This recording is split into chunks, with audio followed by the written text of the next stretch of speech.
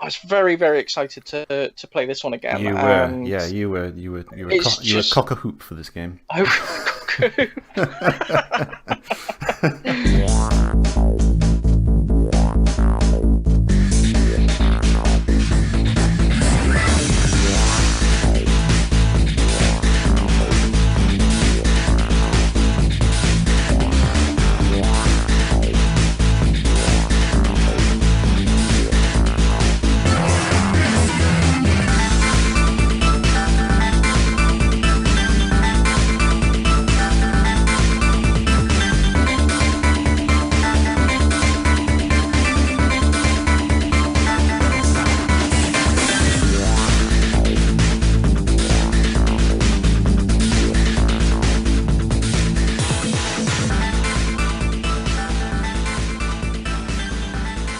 Hello, and welcome to episode 5 of Pod'em Up.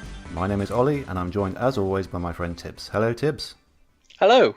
How you doing, mate? I'm not too bad. Yeah, good. That's a pretty good intro. We were talking about this a second ago, and you decided to write it down this time. I did, yes. Regular listeners will know that we're terrible at intros. So this time I've decided to write it down so that there's no fluffing around, there's no getting confused with who says whose name or whatever. But clearly we haven't rehearsed this bit. So because yeah. I was going to go. I had the same idea. Yeah. But I was going to go really crazy with it. I was going to say like broadcasting live and pre-recorded from the Pod'em Up suborbital broadcast platform. It's Tibbs and Ollie. And that would have worked too. You could try that next. But I quite like yours. yours. Yeah. Yours is quite. You keep it simple, and that's good. We're simple people with a simple podcast. So it suits it.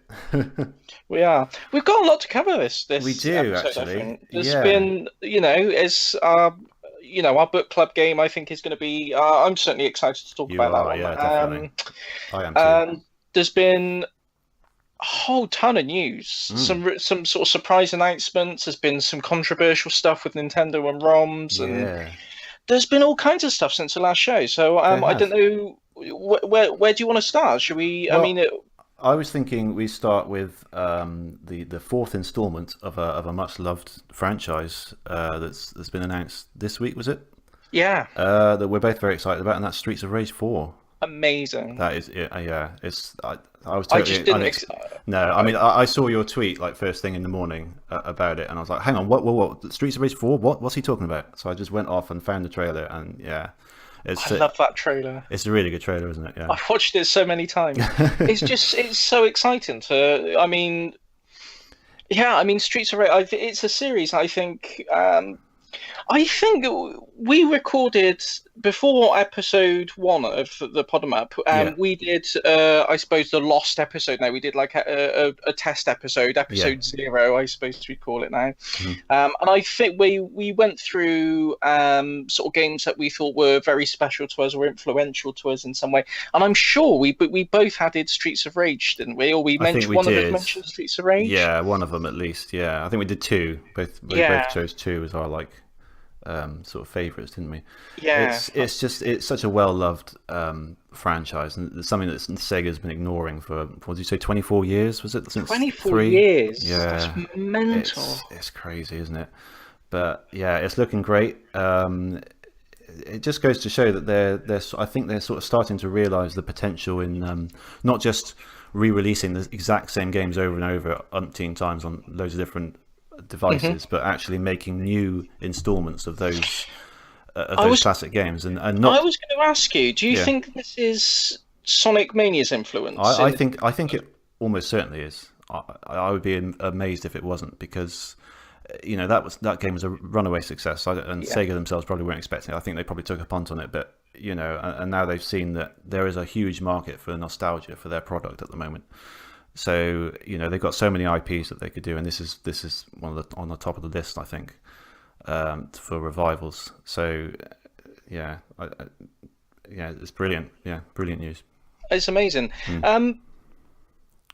What are your thoughts on the trailer? I mean, it doesn't really give much away, but no, I think it gives you enough glimpse of the gameplay to really get excited about. There's enough sort of there's plenty of sort of returning characters in terms of the enemies and stuff you can recognize, all the different punks and the fat guy and stuff, that kind of thing. And do you think it is going to just stick with Axel and Blaze, or do you think they're going to sort of limit it down to those two characters? I don't think so. I think that's just to start with. I think they'll introduce, either some of the old favourites or maybe some new characters to play as well. Yeah, maybe just chuck a whole load in there. Hopefully, I mean that would be really cool. Yeah, rather than just limited to 4 or 3 or whatever. Yeah. Yeah, it's I like the art style to it as well. I do as well. Yeah, it's interesting because you could say that they should have done pixel art, but I don't think they should, because it kind of worked for Sonic Mania because we had so many other Sonic games that weren't in that style. Mm-hmm. Whereas for Streets of Rage, if they do a 4th one, it would kind of look. It would look a bit too similar to the last ones. You need something to make it a bit more, exciting and bring it up to date a little bit, I would say. Absolutely, yeah, I completely agree. Yeah. A lot of people have been saying, a lot of the reaction on Twitter, there did seem to be a little bit of pushback of people saying, oh, give me the pixel art style, or I'm not interested, or, Yeah, but I think that's quite, it's at the end of the day, you're getting a new Streets of Rage game. Exactly. So, exactly. I mean... and it looks, the art style is different, but admittedly, they only show a few glimpses of the actual gameplay. There's only a couple of scenes in that trailer where you actually see some actual gameplay going on. But it's got that atmosphere, it's got that ambience of a Streets of Rage game, and I think... the art style I thought was really... I loved it. I loved everything about it. Yeah. The animation in the sort of cutscenes in it were really good as well. Yeah, everything. I love Axel's old man beard as well. Yeah, it looks really cool, doesn't it? Yeah. Yeah, I really like that. He's just looks really haggard and yeah, as he would after 24 years, Yeah. Yeah, I'm super excited about it. Oddly enough, Sega haven't really said anything about it at all, have they? No, I don't. I mean, I haven't been following it loads, but the only thing I've seen is that trailer, and I haven't looked into too many people's opinions about it or anything. But the Sega themselves, I don't think have made a. I don't think they've made any reference to it at all. Who did announce it? Was it the developers themselves? The developer .mu. And it is backed by Sega because they did. Sorry, they did what? Sorry. Wonder Boy. Oh yes, yeah. And the Dragon's Trap on basically all systems, I think. Yeah, I want to get around to that. I never got. It is brilliant. It's really good. I haven't played the original, but I know it's supposed to be quite a good game, so I'm going to play either the original or that, definitely. It's a really good game. It's partly why I'm so excited about it, because whenever you get a new a classic franchise that's taken on by a new developer, there's always that sort of apprehension about how much of their own stamp they're going to put on it, and whether they can really keep the feel of the original, Yeah. But with their Wonder Boy port, they just gave it this absolutely gorgeous sort of cartoon graphic style, but the original game is literally running at the same time underneath, and you can switch between the original game and the new graphic style at any time. That's really cool, yeah. Yeah, it works so well. It's a real achievement they did with Wonder Boy. So if they can bring that same kind of attention and love to Streets of Rage, then I've got no concerns about it being in there. I'm sure they will. It already looks fantastic from the little you see of it. So yeah, does it have a release date scheduled? We don't know anything about it at all. There's been nothing other than a trailer. Yeah. Okay. Well, as we said, I think we discussed privately. I think when it comes close to the time, we'll do the 3 games as like a sort of a bumper episode, I guess. I think we definitely we'll sort of go through them, and then after that we'll do Streets of Rage 4 as a book club pick, I think. Yeah. I would be really interested to know. I don't know if it's the sort of thing we'll find out, or but do you remember Bomber Games, the guy who did the Streets of Rage remake? Oh yeah.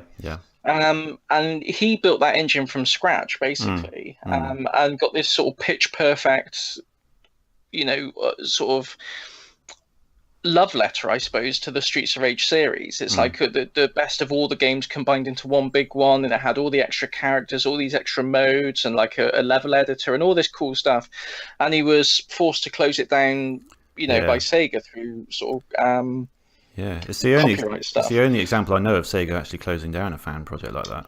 Yeah, I would be really curious to know whether he was involved with it at all. Because if you never know. Kind of like the Sonic Mania situation, with Christian Whitehead and his work on recreating the Sonic engine, obviously turned some heads at Sega. I'm wondering if the same kind of thing might have played out behind the scenes when this came around. Maybe, but there's a huge gap of time between the two. That's the difference, I would say. Yeah. So I mean, they've already shut him down. That was years and years ago, wasn't it? Yeah, it was. Yeah. So it may be. The only thing I want to add about that is I think the music is going to be key to that game. Yes. Because for 1 and 2, that's some of the best game music of all time, I think.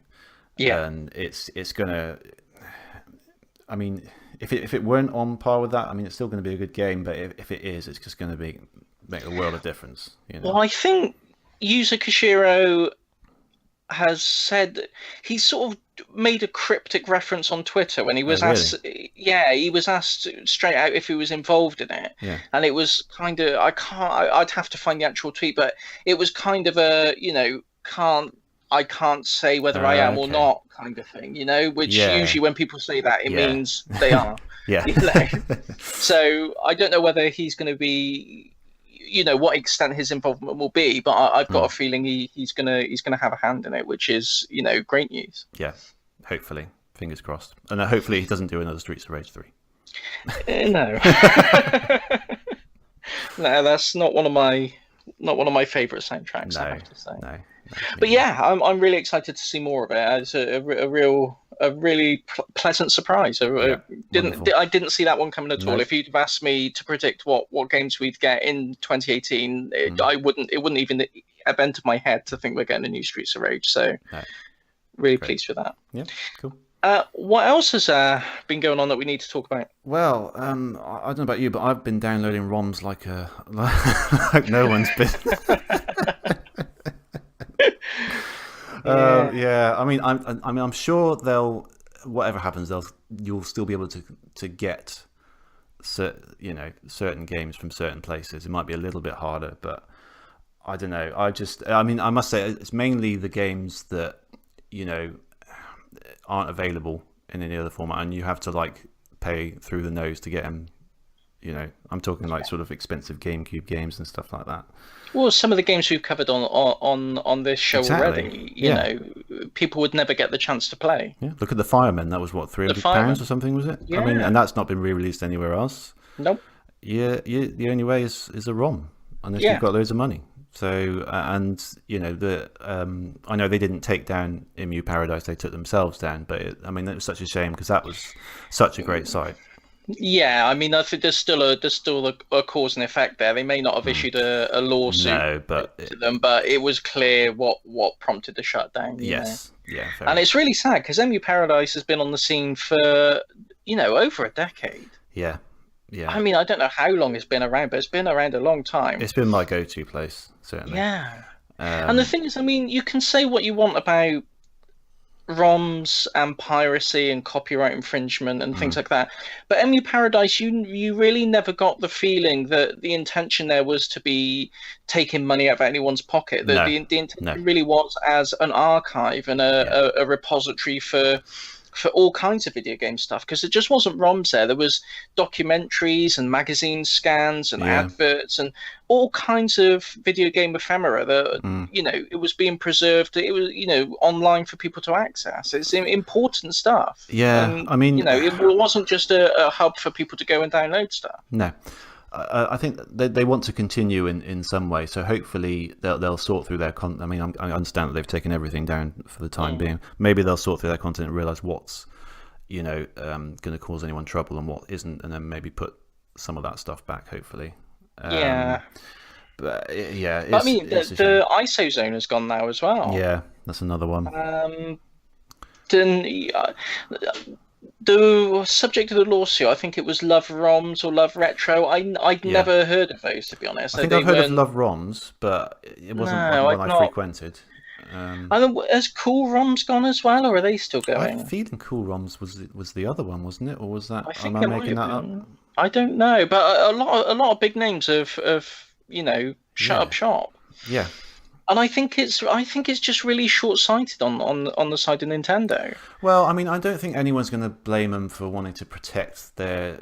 If they've got a game out for sale and they have reason to think that people aren't buying it because they can download it for free, I think everyone understands that. But I think in a lot of cases, people just want this stuff to preserve it. They have no. I mean, well, the other side of it is how many times have Nintendo charged you for Mario World? You know, and it's on the Wii Virtual Console's on the Wii U, possibly the 3DS as well. And you know, you buy one of those, you don't get access to the other ones. You have to buy them again. Yeah, So exactly. I mean, you looking at they can tie it up however they want, calling it a virtual console, but it's an emulator and a ROM is what you're buying. Yeah. There's no technical reason at all why you can't carry over the virtual console games you bought on Wii to Wii U to your 3DS. They could have it so you can build up this library of virtual console titles and have it across the whole Nintendo ecosystem. Exactly. Every new system they can they can have one system and bring it all over. You don't have to buy your ROMs again. And there's no problem. I don't think anyone will have a problem with that. No. As long as if they know that stuff is safe and it will carry on from console to console and they'll always be able to access it. You know, that's the thing. If you want to stop, you'll never be able to stop piracy, really. No. They'll always find a way. So the only way to stop it is to, you know, provide a service that people are happy to use, and that people don't mind paying for. Because people don't mind paying for these games; they love them. You know, I was going to say, and the fight with the music industry had with Napster all those years ago, it was the same arguments then, and eventually the music industry came around to you can buy DRM-free MP3 files. Even iTunes is DRM-free now. You know, there's Spotify, there's Amazon MP3 music, Amazon. There's so many options. There's so many options, and people are paying for them. If you give people the option, they will pay. Exactly, of course, because it's they want to support you know, the artists, and B, it's easier. You know. And you don't have to go on dodgy websites where you might get, you know, viruses and stuff. Yeah. I think it's really a consumer hostile move from Nintendo. I really, you know. Well, they make many consumer hostile moves, really, with shutting down fan games and stuff. You know. Yeah. I mean, they're still going to be popular because they're still good at what they do and people love them, but they don't do themselves any favors by doing stuff like that, do they? They just don't get it. No, they just don't get it. Yeah, they do struggle to keep up with things like that, and they're very stuck in their ways about protecting their content. And I think they overvalue they overestimate the value of their back catalogue sometimes. Because you know, when they announced initially the plans for the Nintendo Switch Online service, one of their big selling points was the fact that it would include 10 NES games. Yeah. You know, and that it seemed like they really expected people to be really excited about that. That you're going to be able to play Super Mario Brothers 3 again. And it's like, it's a good game. I'm not saying it's not, but really? Yeah. Wasn't it at one point, I don't know if it's still... I think it's changed, but they said every month you get access to one NES game. Yeah. Just for that month, and then then after that it's a different NES game. Was that right? Don't I remember that? Was right. Yeah, they've changed that now, but I don't think there's been much confirmed about what they've changed it to. No.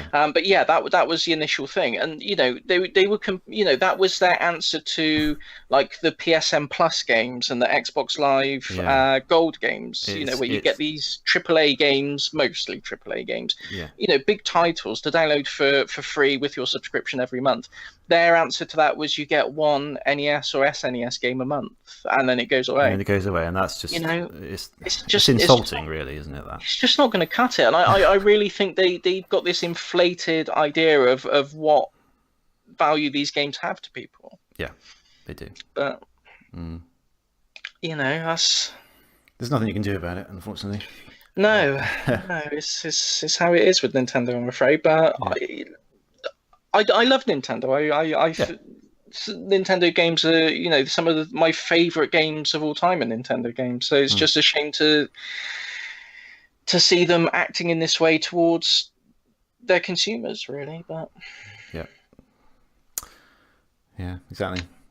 Okay, well, let's move on. Let's move on. Was there anything else you wanted to discuss? News-wise, I don't know. I think that was the two Yeah. big pressing issues, the two big news, events of the month. Have you been playing anything interesting? Because we usually have a quick chat about what we've been playing. So, Well, I have been playing nothing else other than our book club pick because it was quite long for a father's time amount of free time. I'm afraid. yes, yes, I think I might have underestimated how long the game was. A I little think I bit, said but about 6 or 7 hours, but it was a little bit longer than that. But that's a little fine. bit longer You than know, that. I had fun with it, and we'll talk about that in a minute. But Have you heard of Donut County? Donuts County? Donut County. No, I haven't. That is the game I've been playing quite a bit of. It only came out a few days ago, Okay. and it's a quirky little game where. Have you played Katamari Damacy? Yeah, I played the 360 version, I think. Yeah. Yeah. It's kind of an inverse of that, where Okay. you control a hole on the ground Mm. and you have to move it around and drop things into the hole. And every time you drop something into the hole gets a little bit bigger. Okay. And you have to clear the stage of all the objects and people and animals in it by sort of manipulating this hole around to pick things up. And there's all sorts of little puzzles and stuff that go around it. There'll be if you swallow a lump of coal into the hole, it will light on fire and fire will shoot out of the hole, and then you can set fire to trees and make things fall off. And there's all these little interactive little sort of twists to it. But yeah, it's a really fun little entertaining game. I picked it up on PSN. It was only £10, I think, so it's not it's quite short. You can breeze through the whole game in about 2 hours. But if anyone is looking for just a really sort of funny, quirky, sort of short game to get involved in, I'd recommend checking it out. It's got a really nice soundtrack as well. So that's Right. No, I haven't heard of that. What sort of art style is it? Is it pixel art? Is it sort of drawn, or is it? No, it's kind of like cell shaded little. It's 3D, cell shaded 3D models. Okay. Yeah, it's very. It's got a very individual art style. I can't think of another game that looks quite like it off the top of my head. So, best thing to do is watch a quick gameplay trailer of the game, or watch someone play through the first level and stuff, and you'll get a feel for what it's like. But yeah, guess my recommendation for the month. Besides that, I'm pretty much like you. I've been playing through our book club game again. So. Haven't played a lot outside of that besides, like I say, Donut County. Okay. It's been a busy month.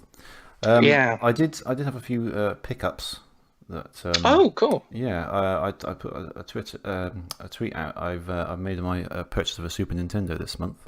Yes. Yeah. Yes. I went to Play Expo in London, which is pretty cool. It has it's got stalls and stuff to buy with retro games and stuff. It's also got loads of arcade machines set up and consoles and things. It's pretty cool. Yeah, I saw some videos on of YouTube of people that went there. I didn't even know it was going on. They look pretty fun though. It looked like a good it was time. all right. I don't know if I'd go again, but it was it was pretty good. Yeah, it's yeah. So I bought it from a stall that I sort of know of. I've been before. I've only been to one of these other types of things, like the London gaming market, and I bought from this guy as well before. I follow him on Twitter. It's called the Retro Hunter, and he tends to have the best prices of any of these people there, because you go to these stores and they're often quite expensive, a lot of the stuff there. I'm gonna say I did notice on like some of the YouTube videos, people would be doing like walk rounds and showed like some of the stores and stuff, and some of the prices there were a little bit eye-watering. Yeah, I think I mean, you can haggle and stuff, but I mean they take advantage of your sort of impulse buys, I think. But this was a good SNES in good condition for a reasonable price. So and I was kind of, I didn't have much on my list to buy other than that, because I knew I wanted to sort of add one to my collection because I felt like it needed it.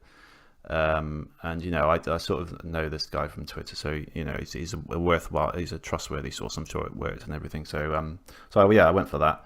and I got from another stall. I got Super Mario World and Starwing for 15 quid for the pair.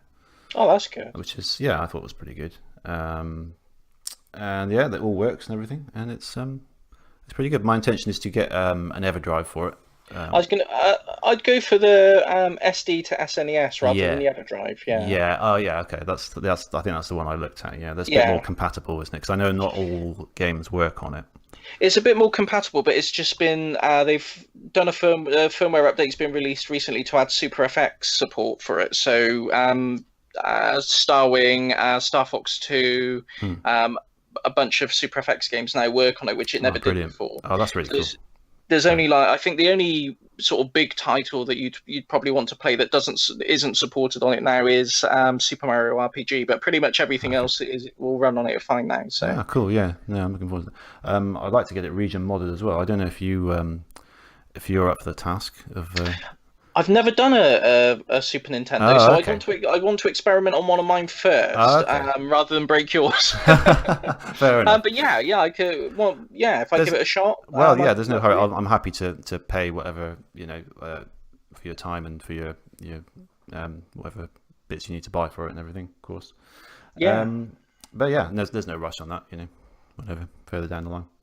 But yeah, no, I'm really excited about that. It's a good thing to add to my collection. It looks, I like the look of the Super Nintendo. It's quite a nice thing to have on the shelf. Yeah, absolutely. So, I much prefer the styling of the Super Nintendo, Super Famicom than the US release. Oh, me too. I think, no offense, American guys, but I don't like your SNES at all. I don't know. I honestly don't know what the thinking behind that was when they redesigned that.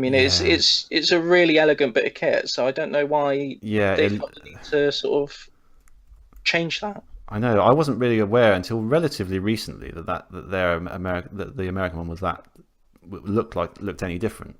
It was only a few years ago I think that I saw it and I think, hang on, that's the American Super Nintendo. I know. Wow. And they got concave buttons on the control pad as well, which is that's weird. Yeah, it's crazy. Yeah, that is crazy. Also, after our last episode, I picked up Klonoa 2 as well. Oh yes, I did see you tweet that. Brilliant. Yeah. Have you had a chance to play it yet? I haven't yet. No, I still haven't set up most of my consoles actually. But I will give that a try. And Hyrule Warriors on Wii U for £8 from CEX, which I thought was pretty good. Oh, okay. The Wii U games are quite cheap at the moment. I don't know if you've noticed. I think if you're into sort of boosting up your Wii U collection, now's the time. Because, it's a very good time, yeah. I don't think they're going to stay that low for long, personally. I reckon they're going to creep up. No, again. I think Wii U and PS1 games I picked up a whole bunch of PS1 games in the past couple of months, just random bits and pieces. I don't want to sort of list them because they're ones I might want to cover on future shows. Okay. But yeah, some of them I picked up for just £2 or £3. So yeah, there's some. Yeah, it's a good time to be collecting for Wii U and the original PlayStation. I think at the moment. Cool. Yeah. Okay. Is there anything else you want to talk about? Not that I can think of. Like I say, I haven't really played that much this month, besides our book club game. So I suppose we should probably dive into that because it's quite a chunky game. There's probably a lot to unpack there. So okay. Why don't we take a quick break and we'll come back and talk about our game of the month, which is Ghost Trick Phantom Detective. Excellent. So we will be back in a bit. Okay.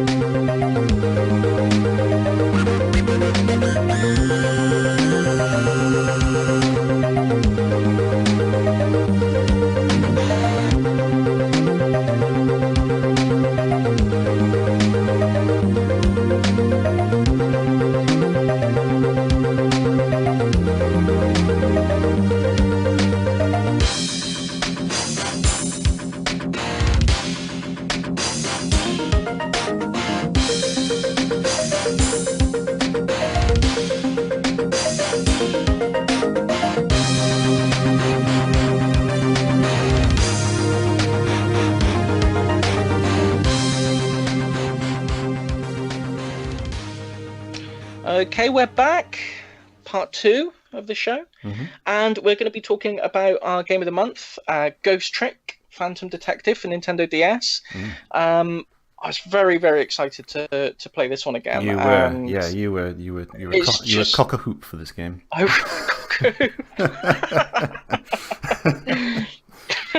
Yes, I was indeed. Yeah. I was all of a quiver. So yeah, basically, it is one of my favorite games of all time, and it was just. I think I said on the last show when we were discussing the choice. It's one of those games that I pester people to play, and no one ever does. So I felt it was really good to get a captive audience and force someone to play this game that I love so much. Well, yeah, you forced me to play it, and I must say I wasn't disappointed. I thought it was a very, very good game, and we'll go on to explain why in a minute. Okay. But it's it's just. I mean, do you want to start with sort of where you started with the game, as in where you first played it, what got you into it, what your experience with it. Yeah. Okay. Well, I mean, I can't remember where, like, how I came across the game. I think it was mainly because I'm quite a fan of the Phoenix Wright series. The guy who wrote Ghost Trick. I'm gonna get his name up just so I don't massacre the pronunciation, because I'm no good with Japanese pronunciations. But he wrote. He's the main mastermind behind Phoenix Wright. Shu Takumi. I'm sure that's not pronounced correctly, but Shu Takumi is the guy. And I really fell in love with the Phoenix Wright games, and I think I was just looking to see what other games he'd done, and other projects he'd been involved with. And Ghost Trick, is probably the next best thing he's famous for after the Phoenix Wright Ace Attorney games. So this was after it was released, was it? Oh yeah. It was a while. Yeah, it was probably about a year after it was released. I think it was. It wasn't. I didn't have my finger on the pulse with it. It went under my radar for quite. I think I was reading up on it a bit, and it seemed to go under a lot of people's radar because it was released at the very end of the DS's life cycle. I think just a couple of months before the 3DS. It was. It's in 2011, January 2011 for us, and June 2010 for Japan. Yeah, it did get a release on the iTunes store as well. It did get an iOS release. Yes, an iOS release as well, yeah. I think it was slightly enhanced as well in some way. I think that the iOS version was slightly enhanced, but they sold it in chapters, I believe. So you got the first chapter for free, and then you had to buy the extra ones as in-app purchases. And I don't know if that might have put a lot of people off, not getting the whole game or not seeing the game through after the first couple of chapters. But yeah, possibly. At least it gives you a chance to play it, I suppose. Yeah. I mean, I'm not a big fan of in-app purchases, but. No, I'm not. No, but so basically, I gave the game a go, and to describe it, if you're not familiar with the game, or you're wondering what we're talking about, I guess it's an adventure puzzle game. I've heard we got some comments on Twitter about the game, and I heard someone describe it as a visual novel. I guess it does have visual novel elements in it. I don't know if I would consider it a visual novel strictly myself, but it's kind of like an adventure mystery game where you play someone who is trying to solve the mystery of their own murder. They've awoken as a spirit, and they see a corpse lying on the floor, and they want to solve the mystery of how that corpse turned into them, how they died. And you go through the game. Obviously, as a spirit, you can't directly interact with people, so you kind of have to move objects and manipulate things around the screen in order to try and make things happen, kind of like Rube. Are you familiar with Rube Goldberg machines, where you see them online, where people make them, you'll roll a marble and it'll knock into something and you set off these chain reactions. That's right. There's a lot of this in this game, I mean. Absolutely. So you've got to try and manipulate the environment in that kind of Rube Goldberg style in order to affect things. And It's save lives. yes, I suppose that's right. It's sort of it takes a side view, sideways view of everything, doesn't it? So and you can jump between certain objects, can't you? Yes. I'm not, because some objects you can jump to and some objects you can't. I'm not sure if it's ever really explained why some objects have cores and why some don't. Do you know what I mean? No, they do a little bit of hand waving by saying that the powers change over time, and so you can use that to explain why there's things that you would think you should logically be able to jump to, but you just can't. Yeah. And I suppose you can use that to explain. And that you have a limited distance to what you can jump to, which is the sort of mechanic of the game. So you have to work your way. Sometimes you'll have to you'll jump to an object and say it's a book. Or a door. You have to open the door. Because each object has an action you can perform on it, or most of them. Yeah. Some of them do anyway. They don't all. And say it's a door, you can open it, and then that will move your position because you're in a new place where the door is, and then you can jump to new things from over there. So it's stuff like that, isn't it? It's sort of manipulating the objects to move around. You might have to knock a ball in front of the door, open the door so the ball goes flying, and then quickly jump to the ball so you get. That's right. You can then use the ball to transfer yourself to the other side of the stage, and it's about learning to manipulate the environment in that kind of way. It is, yeah. And but no, carry on. Well, I was just going to say the big thing about the game is that the character Cecil. I always pronounce it Cecil. I do as well. Yeah. He has the ability to rewind time back 4 minutes from a person's death, from any person's death. I think he can sort of inhabit them and sort of talk to them in some cases, can't he? Yes. And then he can rewind back 4 minutes from the person's death, and he can manipulate objects to change the course of events and save the person from dying, and then therefore change the future.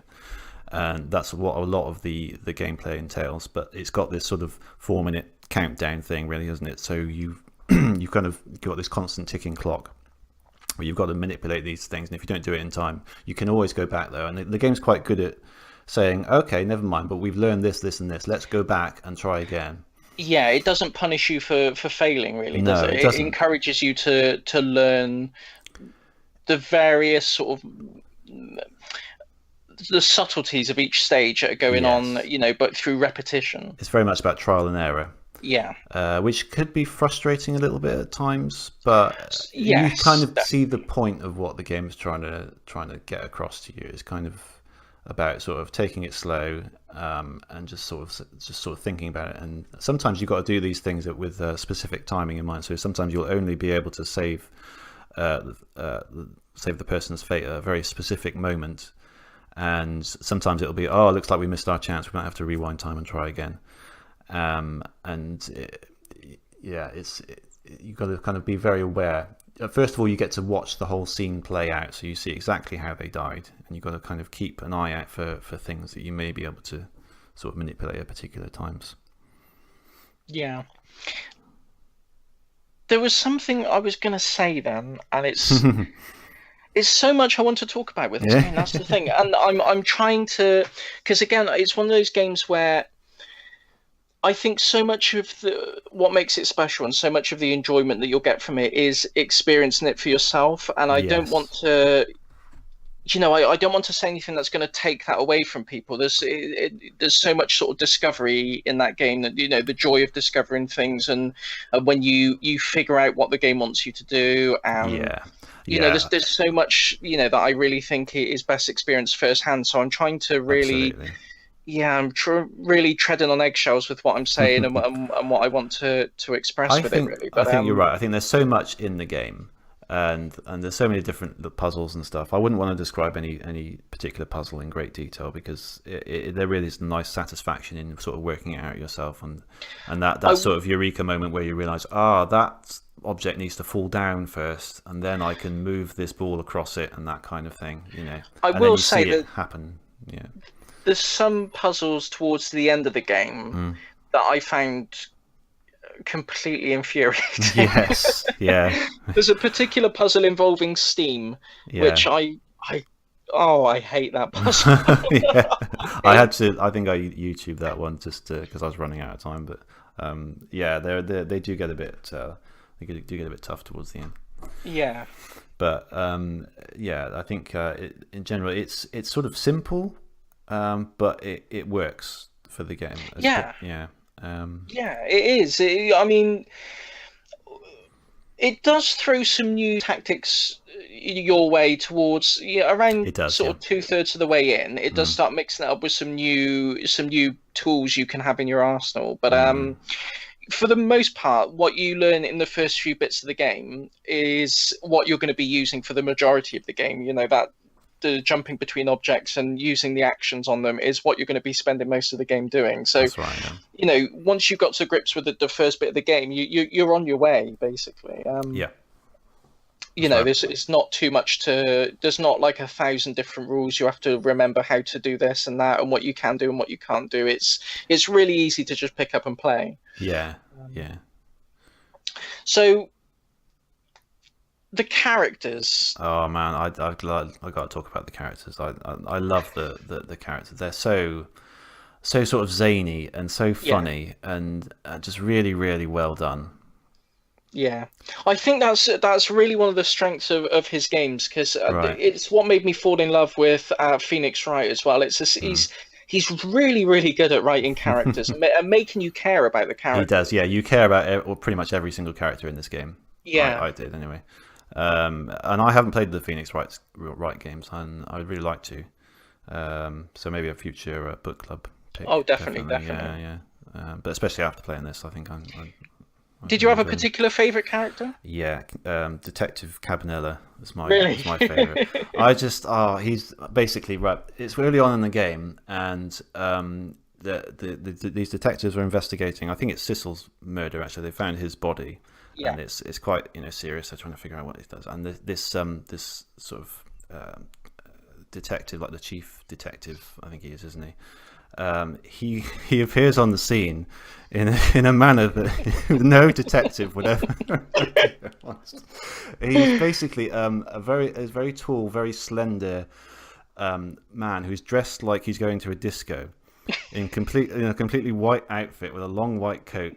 I think he arrives on a bicycle. Does he leave or arrive on a bicycle? Yeah. He gets down, and there's quite a long route down to the bottom of this sort of junkyard where the murders happen. He appears at the top, and he goes down these stairs in a manner that I was literally laughing out loud at. He basically dances his way down and does these ridiculously funny and Michael Jackson style moves.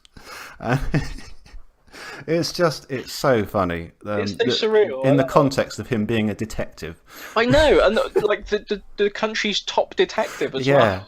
Yeah, he's just ridiculously slick and suave, and he just calls everyone baby. He's so smooth. And I was going to say, he arrives on this crime scene. There's a person dead, one person dead on the floor, another one crushed under like a boulder, like a wrecking ball. Yeah. And his first lines of the game are the tension of a crime scene, nothing like it, baby. And it's like, it's just.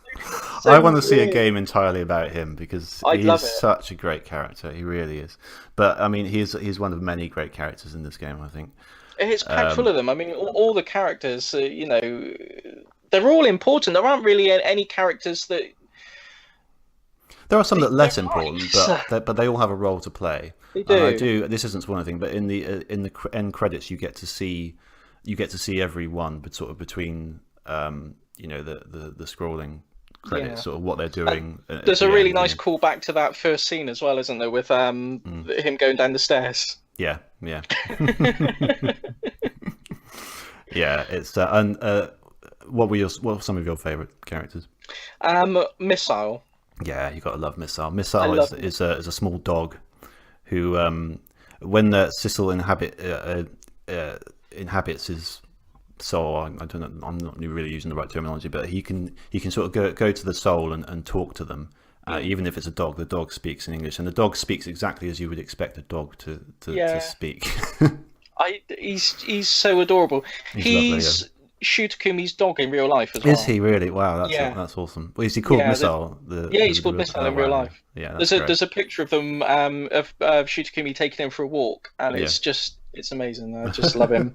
Yeah. He plays an important role in the game as well. He does. He plays a really important role. I think Missile's probably my favourite character. Cecil I really like as well. Cecil himself is very good character. I enjoy it because one of the sort of the other main characters is Lynn. The girl who is on the crime scene when Cecil dies, and she's the first person he saves.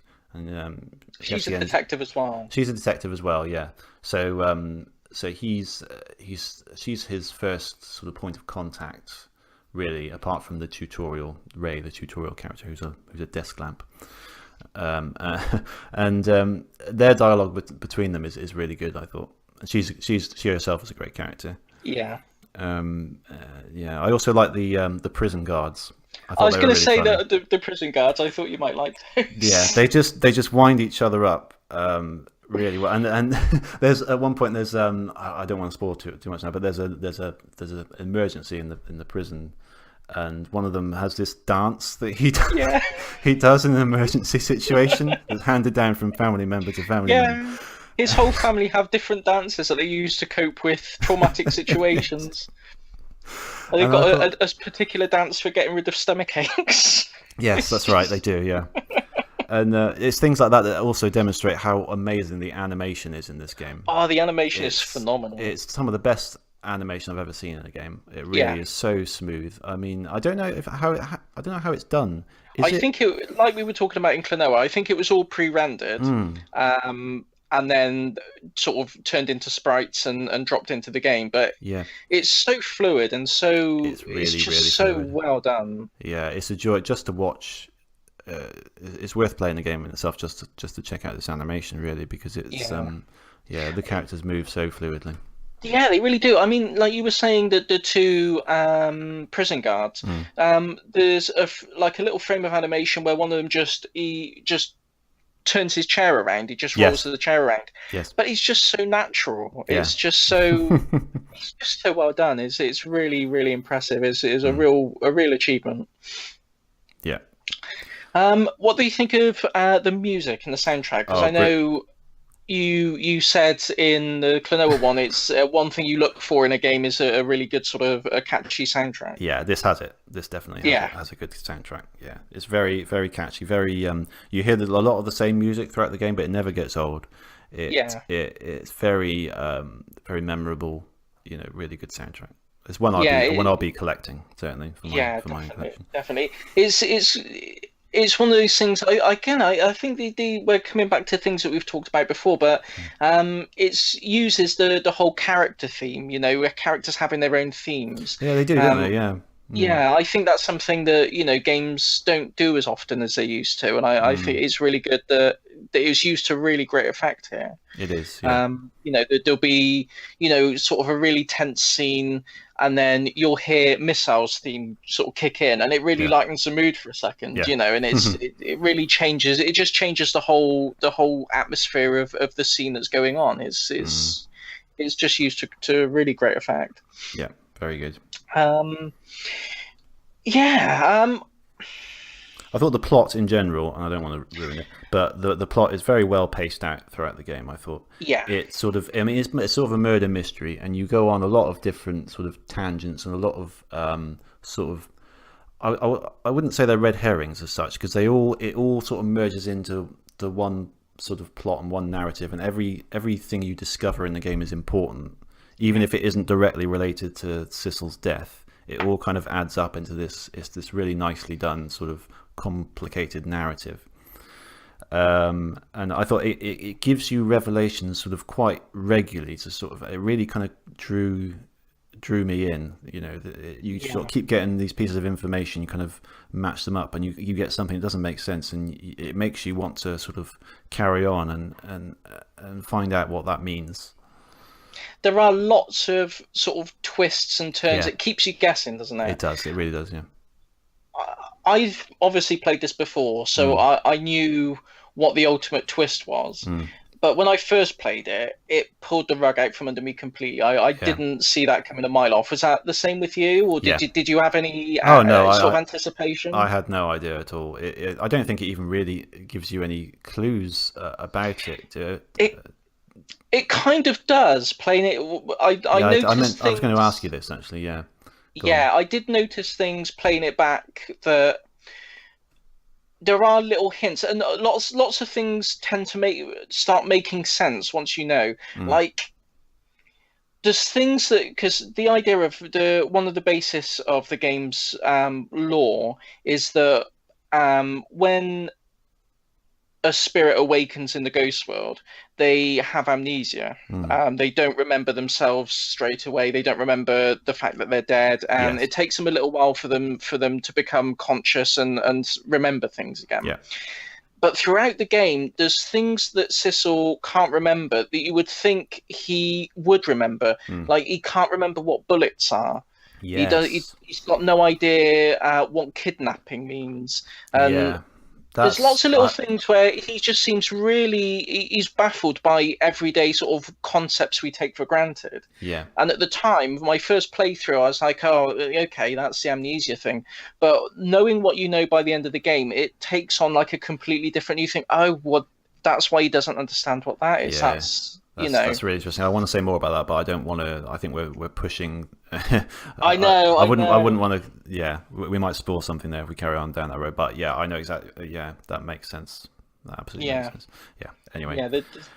Yeah, there's a few things. If we talk about this in private, there's a few other instances like that. There's sort of eureka moments where you look at it back and you think, oh, okay. We'll discuss it a bit after the podcast. So. Yeah. Sorry, guys. I know.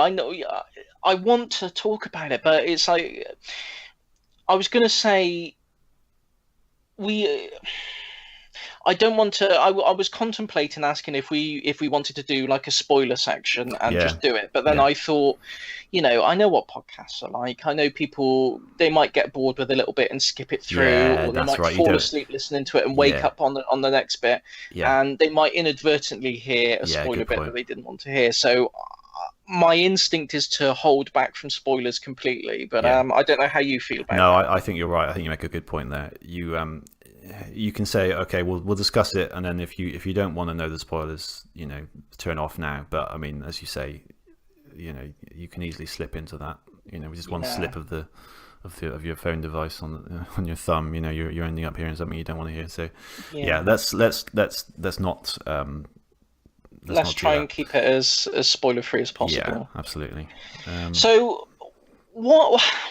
bearing that in mind, what else can we discuss about this game? What else did we like about it? How far can we go without getting into spoilers? I'll tell you one revelation that sort of really kind of hit me and was like, whoa! It's when I'll say the prisoner who is painting turns around and you see the person that he's been painting. Yes. I think that moment for me was like, whoa. I know. And the chapter ends right there as well. It does, it's like classic cliffhanger. Yeah, I thought that was a brilliant cliffhanger. That was, and raises so many questions as well at the time. Like I was saying earlier, you get a revelation and you're like, well, what does that mean? And then you think, oh, it doesn't make any sense, and then you really want to carry on. Oh, I will say, because a lot of the time in games the plot isn't the thing that's driving me forward, it's the gameplay. But I think in this case, as good as the gameplay is, I wanted to know more about the plot than to jump into another sort of puzzle section. Yeah. You know what I mean? Like, as good as the puzzle sections were, it was almost like, I got to do a puzzle before I find out what happens next. And I sort of reading some bits about people's opinions. A lot of people said, there's too much text and stuff. I don't think that at all about this game. No, I think the story is so good and the characters are so well done that I was happy to just read in this game. I mean, possibly not everyone's opinion. Depends on how you take sort of plots in the game. Some people don't like plots at all, just skip through it. But I mean, if you're that person, this game probably isn't for you anyway. But I mean, but anyone who enjoys a good sort of murder mystery or a good plot with lots of kind of twists and turns will love this game. I think. I found it completely engrossing. I wouldn't have said yeah. there was, I mean, I've got a fairly sort of lengthy commute to and from work. It's usually sort of a couple of hours. Playing this flew by. Yeah, I bet it did. Yeah. I start playing it and I just get completely lost in it. And you just lose a couple of hours to it. No sweat, and then. Yeah. It's a cliche, but it's like a book you can't put down. Yeah, it is. It's it really is. I mean, it could be a book. Really, it's quite a zany book, but I mean, it's a good story. It's a good writing, good characters. It's great. Yeah. It's so difficult restraining yourself from spoilers, though, isn't it? It is. Yeah. I'm trying to think if there's anything else we can say that is worth talking about that won't spoil. I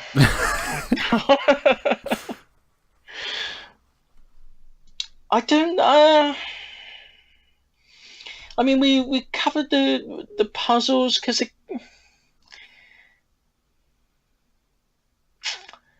No, you've got to play it. You've got to play it. Yeah. Is there anything you didn't like about the game or thought it could be done better? No, I don't think so. I mean, I suppose if I were to really sit down and be nitpicky, I could probably come up with something. But there isn't anything that sticks out. No, there's nothing straight away. No, and I think if you have to nitpick to find a fault with something, then it's probably a pretty good thing. Yeah. There's not much to find fault with.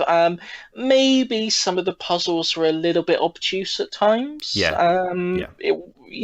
Some of them.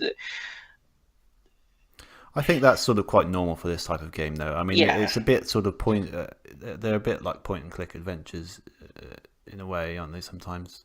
Yeah. It's a bit like kind of obscure what you end up having to do to solve the puzzle, but even then, at the end, you can't help but admire the brilliance of going from something so seemingly unrelated to getting an object to knock from all these different objects and roll down to something else. You think it would never happen, but you find a way of doing it, and Well, I mean.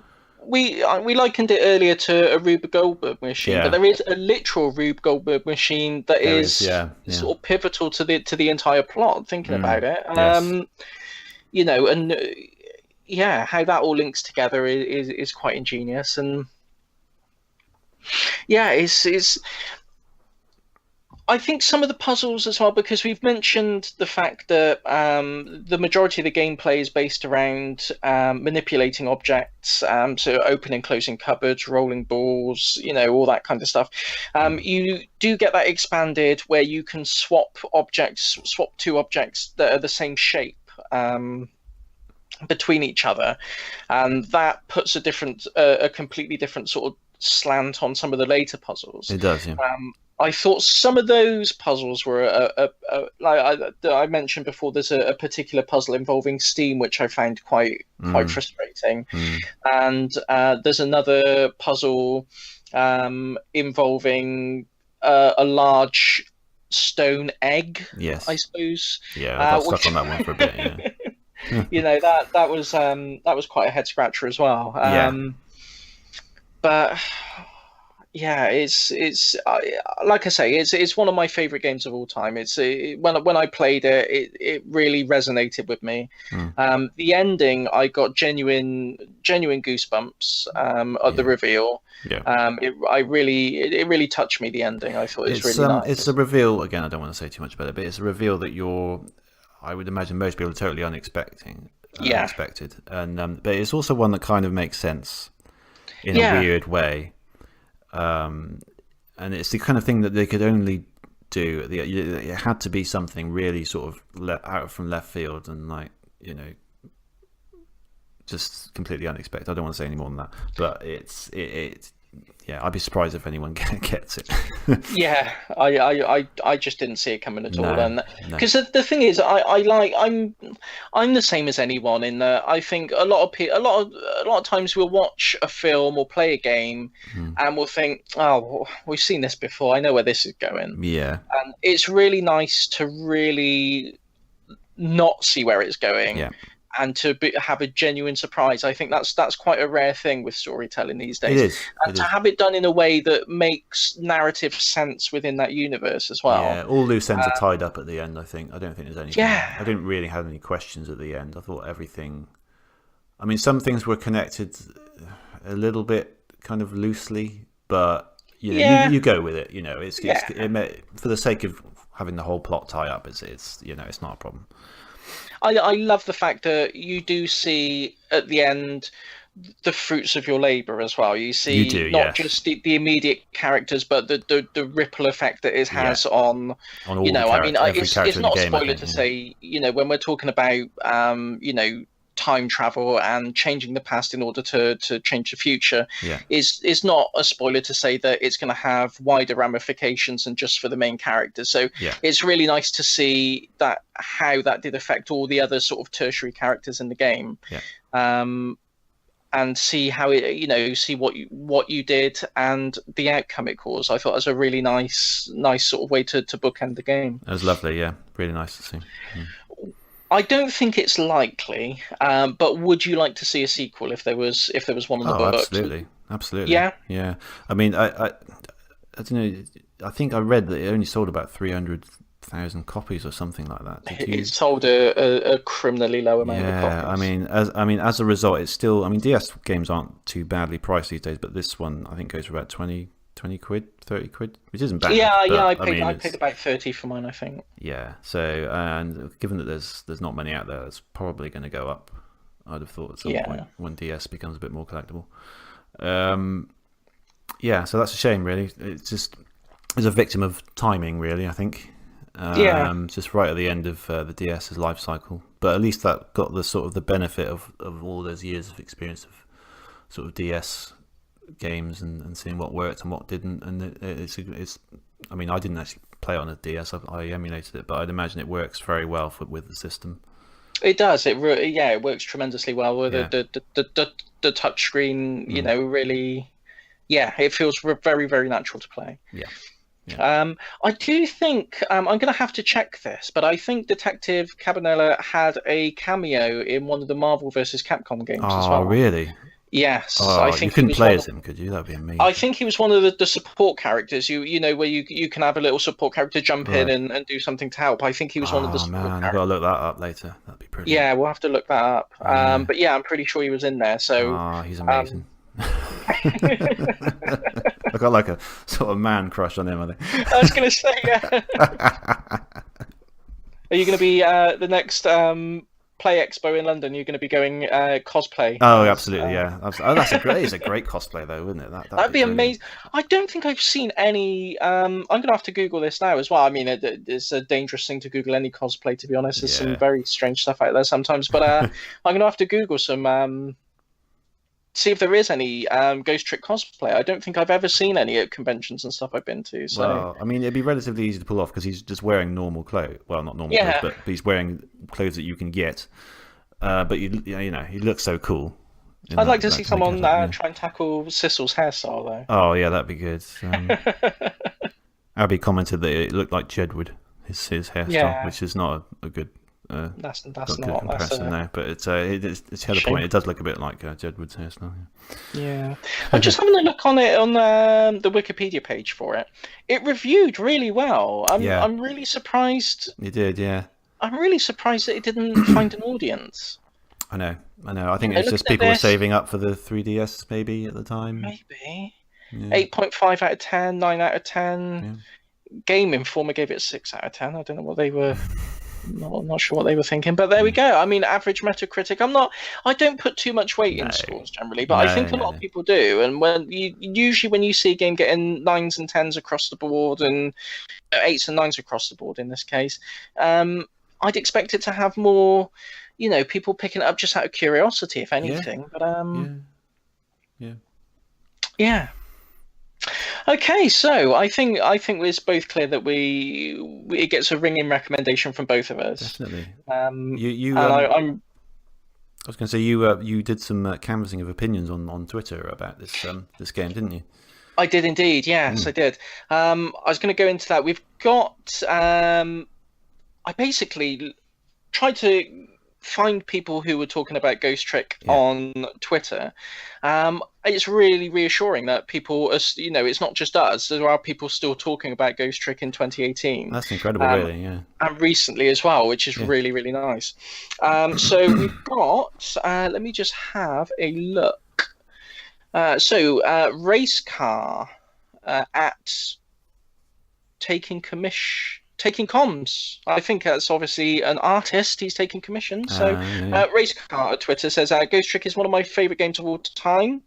I love the mystery, the visuals, the characters, the music. It's such an underrated gem on a platform full of great games. It's a rare game that I could recommend to everyone, especially if you have pets. Yeah. So I see where he's coming from there. Yep. I think certainly with Missile. Yeah. Absolutely. Yeah, you're gonna get a lot out of that game if you're an animal lover, I think. KT at Kyubi Tamer. See, I said I was bad with Japanese names. I'm even worse with Twitter handles. I think everyone, whenever you hear someone reading out a Twitter handle, it's always like because people seem to pick some really weird stuff as their Twitter handles, don't they? I know it's dreadful. I'm sorry, Katie. I'm just going to call you KT. Yeah.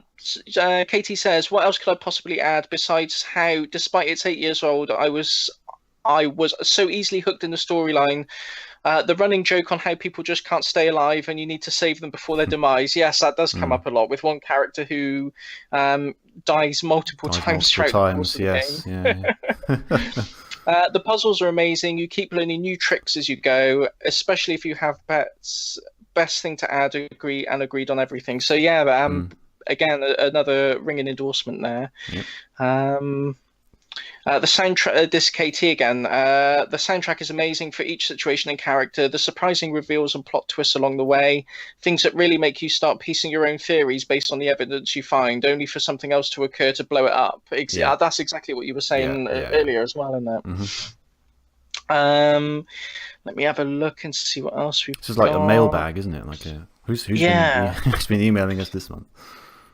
This one, Albert Woods at Albert W16370111. Agreed. Ghost Trick is great. Yeah, it's somehow still only the third best visual novel on the DS, which just goes to show how many great games the DS had. This is the one I referenced earlier when someone referred to it as a visual novel. So I did say, I did ask them back what they thought the other, why it was only the third best and what they thought the other ones were. They said second best is Phoenix Wright Trials and Tribulations. The trilogy is by the same director as Ghost Trick, and the best is 9 Hours, 9 Persons, 9 Doors, more commonly known as 999, although the Nonary Games port is overall better and comes with its sequel. I've heard of 999. I've actually got a copy of it. I heard it mentioned on a podcast years ago, and they were going on about it, and I picked it up and I never played it, to my shame. So that might be one for us to look at in a future episode. And I think certainly Phoenix Wright. If you enjoyed Ghost Trick, I think we should definitely cover Phoenix Wright in future, because I think you'll get a lot of that. Carla Deer, Fake Gamer Girl at Carla_Deer says Ghost Trick is made by the same man who created Phoenix Wright, and it technically takes place in the same universe, if not the same country. I didn't know that. Okay. I'm going to need to find a source for that. I'm not sure about that. That's interesting. They're quite in the game. They're quite non-specific about the country it takes place in, and also another country that appears in the game as well, which sort of you can make your own conclusions about what those two countries are supposed to be. I think, but they are. They always reference it as this country, don't they? They don't say where they are. They do. That'd be interesting, actually. I wonder if there is a kind of shared universe between them. I'm going to have to look into that. I think that's the comments we got back on this one. That's great. So I would really say, really, very much appreciated. Thank you, Racecar, Katie, Albert Wood, and anyone who I might have missed there. But yeah, thank you for your thoughts. I really hope you don't mind us reading them on the show for no, thank you very much. Thank you very much, guys. It's just great to hear back from people and get some dialogue going with people. Yeah. It's great that people are so passionate about this game as well. As you say, all these years later, it's still something that people are talking about somewhere. So I'm really pleased, and I really hope that the creators of the game, because it was obviously a labour of love. There's a lot of love that's gone into that game, and there's a lot of skill that's gone behind making it, and for it to not find an audience, it's a real shame. And I really hope that the fact that it is so loved and so adored by a cult fan base.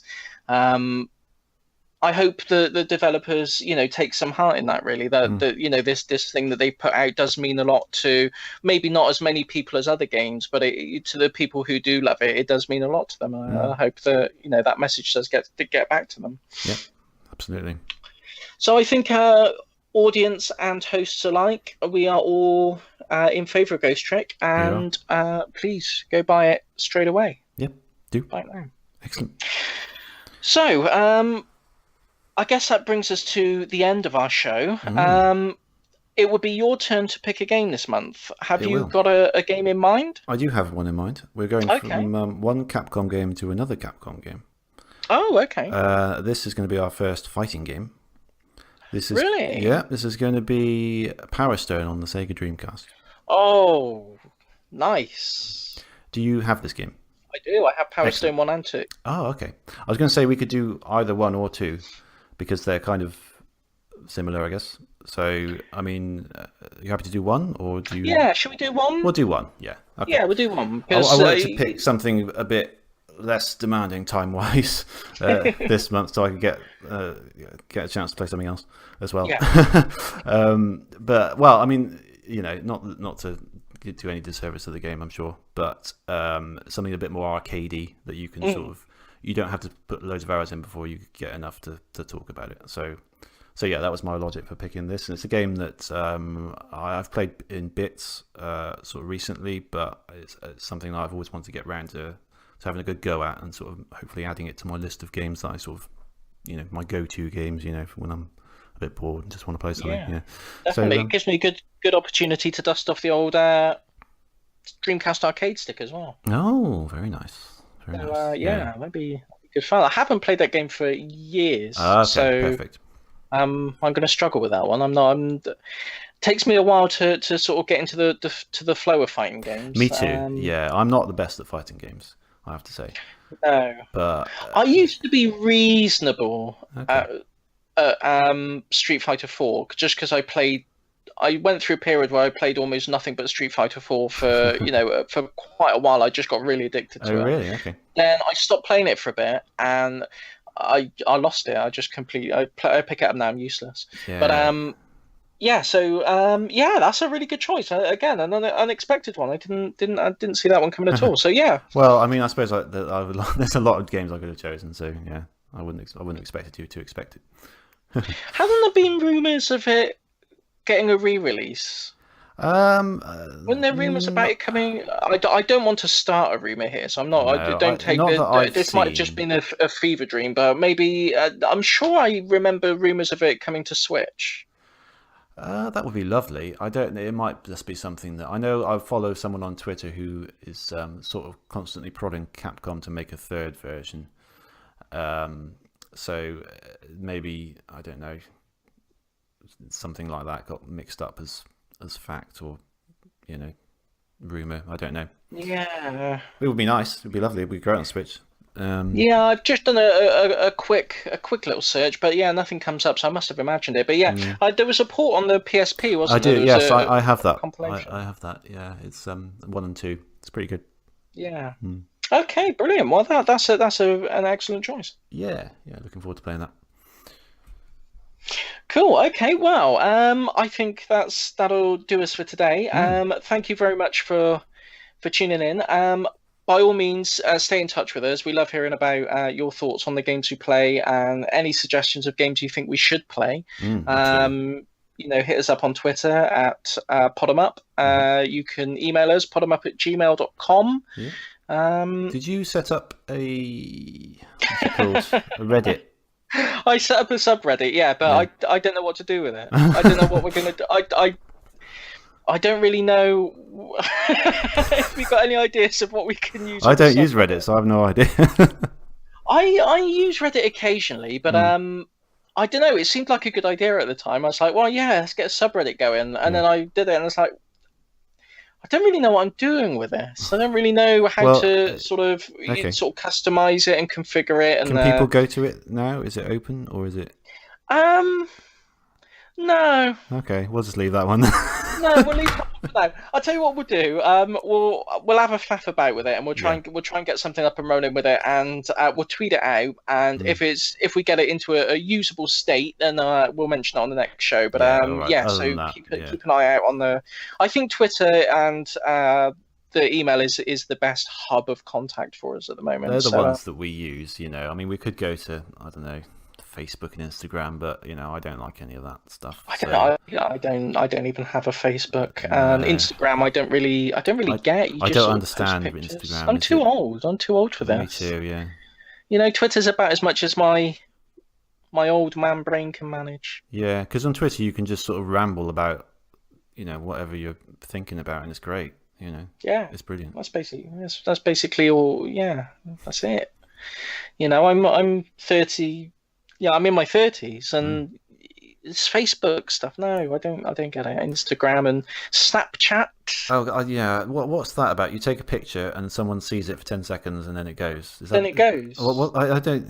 That's mainly for kids who want to show off their genitals to each other. That's my understanding of it, isn't it? I understand that that is a demographic of the service. Yes. Genital kids. Yeah. On that note. Right. Enough. Let's go. All right then.